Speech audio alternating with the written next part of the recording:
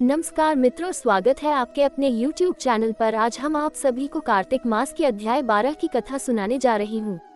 नारद जी ने कहा, तब इंद्रादिक देवता वहाँ से भयकंपित होकर भागते भागते बैकुंठ में विष्णु जी के पास पहुँचे। देवताओं ने अपनी रक्षा के लिए उनकी स्तुति की। देवताओं की उस दीन वाणी को सुनकर करुणा सागर भगवान विष्णु ने उनसे कहा कि हे देवताओं, तुम भय को त्याग दो, मैं युद्ध में शीघ्र ही जलंधर को देखूंगा। ऐसा कहते ही भगवान गरुड़ पर जा बैठे। तब समुद्र कन्या लक्ष्मी जी ने कहा कि हे नाथ, यदि मैं सर्वदा आपकी प्रिया और भक्ता हूँ तो मेरा भाई आप द्वारा युद्ध में नहीं मारा जाना चाहिए। इस पर विष्णु जी ने कहा, अच्छा, यदि तुम्हारी ऐसी ही प्रीति है तो मैं उसे अपने हाथों से नहीं मारूंगा, परंतु युद्ध में अवश्य जाऊंगा, क्योंकि देवताओं ने मेरी बड़ी स्तुति की है। ऐसा कह भगवान विष्णु युद्ध के उस स्थान में जा पहुँचे जहाँ जलंधर विद्यमान था। जलंधर और विष्णु का घोर युद्ध हुआ। विष्णु के तेज से कंपित देवता सिंहनाद करने लगे। फिर तो अरुण के अनुज गरुड़ के पंखों की प्रबल वायु से पीड़ित हो दैत्य इस प्रकार घूमने लगे जैसे आंधी से बादल आकाश में घूमते हैं। तब अपने वीर दैत्यों को पीड़ित होते देखकर जलंधर ने क्रोध हो विष्णु जी को उद्धत वचन कहकर उन पर कठोर आक्रमण कर दिया। इति श्री कार्तिक मास के 12वें अध्याय की कथा समाप्त। धन्यवाद। नमस्कार मित्रों, एक बार फिर से आप सभी का स्वागत है कार्तिक मास की 13वें अध्याय की कथा। कार्तिक कथा को सुनो, सभी सहज मन लाय।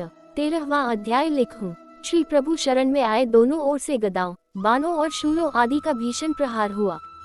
दैत्यों के तीक्ष्ण प्रहारों से व्याकुल देवता इधर उधर भागने लगे। तब देवताओं को इस प्रकार भयभीत हुआ देख गरुड़ पर चढ़े भगवान युद्ध में आगे बढ़े और उन्होंने अपना सारंग नामक धनुष उठाकर बड़े जोर का टंकार किया। त्रिलोकी शाब्दित हो गई। पलमात्र में भगवान ने हजारों दैत्यों के सिरों को काट गिराया। फिर तो विष्णु और जलंधर का महासंग्राम हुआ। बाणों से आकाश भर गया। लोग आश्चर्य करने लगे। भगवान विष्णु ने बाणों के वेग से उस दैत्य की ध्वजा, छत्र और धनुष बाण काट डाले। इससे व्यथित हो उसने अपनी गदा उठाकर गरुड़ के मस्तक पर दे मारी। साथ ही क्रोध से उस दैत्य ने विष्णु जी की छाती में भी एक तीक्ष्ण बाण मारा। इसके उत्तर में विष्णु जी ने उसकी गदा काट दी और अपने शारंग धनुष पर बाण चढ़ाकर उसको बींधना आरंभ किया। इस पर जलंधर इन पर अपने पैने बाण बरसाने लगा। उसने विष्णु जी को कई पैने बाण मारकर वैष्णव धनुष को काट दिया। धनुष कट जाने पर भगवान ने गदा ग्रहण कर ली और शीघ्र ही जलंधर को खींचकर मारी, परंतु उस अग्निवत अमोघ गदा की मार से भी वह दैत्य कुछ भी चलायमान न हुआ। उसने एक अग्निमुख त्रिशूल उठाकर विष्णु पर छोड़ दिया। विष्णु जी ने शिव के चरणों का स्मरण कर नंदन नामक त्रिशूल से उसके त्रिशूल को छेद दिया। जलंधर ने झपट कर विष्णु जी की छाती पर एक जोर का मुष्टिक मारा। उसके उत्तर में भगवान विष्णु ने भी उसकी छाती पर अपनी एक मुष्टि का प्रहार किया। फिर दोनों घुटने टेक बाहुओं और मुष्टिकों से बाहु युद्ध करने लगे। कितनी ही देर तक भगवान उसके साथ युद्ध करते रहे। तब सर्वश्रेष्ठ मायावी भगवान उस दैत्यराज से मेघवाणी में बोले, रे रण दुर्मत दैत्य श्रेष्ठ, तू धन्य है जो इस महायुद्ध में इन बड़े बड़े आयुधों से भी भयभीत न हुआ। तेरे इस युद्ध से मैं प्रसन्न हूँ, तू जो चाहे वर मांग। मायावी विष्णु की यही वाणी सुनकर जलंधर ने कहा, हे भावुक, यदि आप मुझ पर प्रसन्न हैं तो ये वर दीजिए कि आप मेरी बहन तथा अपने सारे कुटुंबियों सहित मेरे घर पर निवास करें। नारद जी बोले। उसके ऐसे वचन सुनकर विष्णु जी को खेद तो हुआ, किंतु उसी क्षण देवेश ने तथास्तु कह दिया। अब विष्णु जी सब देवताओं के साथ जलंधरपुर में जाकर निवास करने लगे। जलंधर अपनी बहन लक्ष्मी और देवताओं सहित विष्णु को वहां पाकर बड़ा प्रसन्न हुआ। फिर तो देवताओं के पास जो भी रत्नादि थे सबको ले जलंधर पृथ्वी पर आया। निशुंभ को पाताल में स्थापित कर दिया और देव, दानव, यक्ष, गंधर्व, सिद्ध, सर्प, राक्षस, मनुष्य आदि सबको अपना वंशवर्ती बना त्रिभुवन पर शासन करने लगा। उसने धर्मानुसार सुपुत्रों के समान प्रजा का पालन किया। उसके धर्मराज्य में सभी सुखी थे। इति श्री कार्तिक मास की 13वें अध्याय की कथा समाप्त। धन्यवाद। नमस्कार मित्रों, एक बार फिर से आप सभी का स्वागत है कार्तिक मास की 14वें अध्याय की कथा। कार्तिक मास का आज लिखूं 14वां अध्याय। श्री हरि कृपा करें, श्रद्धा प्रेम बाए। तब उसको इस प्रकार धर्मपूर्वक राज्य करते हुए देख देवता क्षुब्ध हो गए। उन्होंने देवाधिदेव शंकर का मन में स्मरण करना आरंभ किया। तब भक्तों की कामना पूर्ण करने वाले शंकर ने नारद जी को बुलाकर देव कार्य की इच्छा से उनको वहां भेजा। शंभु भक्त नारद शिव की आज्ञा से देवपुरी में गए। इंद्रादिक सभी देवता व्याकुल हो शीघ्रता से उठ नारद जी को उत्कंठा भरी दृष्टि से देखने लगे। अपने सब दुखों को कहकर उन्हें नष्ट करने की प्रार्थना की। तब नारद जी ने कहा, मैं सब कुछ जानता हूँ, इसलिए अब मैं दैत्यराज जलंधर के पास जा रहा हूँ। ऐसा कह नारद जी देवताओं को आश्वासित कर जलंधर की सभा में आए।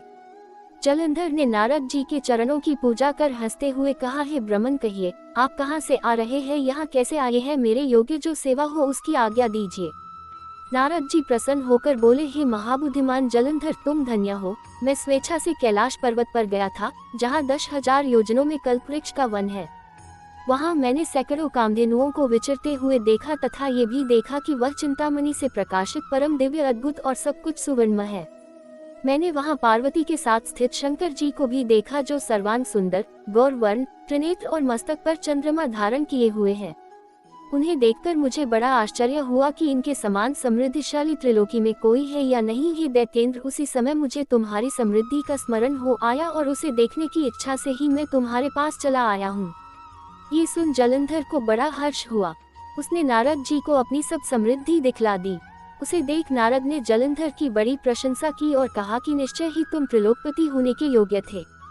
ब्रह्मा जी का हंसयुक्त विमान तुम ले आए हो और द्युलोक, पाताल और पृथ्वी पर जितने भी रत्नादि है सब तुम्हारे ही तो हैं। ऐरावत, उच्चय, श्रवा घोड़ा, कल्पवृक्ष और कुबेर की निधि भी तुम्हारे पास है। मणियों और रत्नों के ढेर भी तुम्हारे पास लगे हुए हैं। इससे मैं बड़ा प्रसन्न हूँ, परंतु तुम्हारे पास कोई स्त्री रत्न नहीं है। उसके बिना तुम्हारा ये सब फीका है। तुम किसी स्त्री रत्न को ग्रहण करो। नारद जी के ऐसे वचन सुनकर दैत्यराज काम से व्याकुल हो गया। उसने नारद जी को प्रणाम कर पूछा कि ऐसी स्त्री कहाँ मिलेगी जो सब रत्नों में श्रेष्ठ हो। नारद जी ने कहा, ऐसा रत्न तो कैलाश पर्वत में योगी शंकर के ही पास है। उनकी सर्वांग सुंदरी पत्नी देवी पार्वती बहुत ही मनोहर है। उनके समान सुंदरी मैं किसी को नहीं देखता।